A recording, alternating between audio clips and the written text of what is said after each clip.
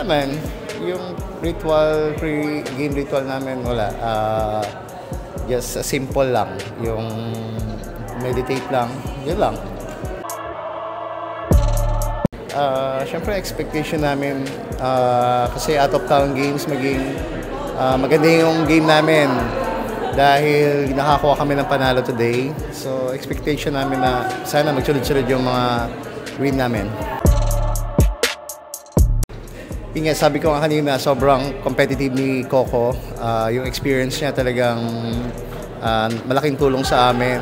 And yung isa pang competitive niya talagang nakakatulong sa pag-discuss kung bakit kami natalo last time, paano kami makabawi. So, tutulungan kami sa training din sa game.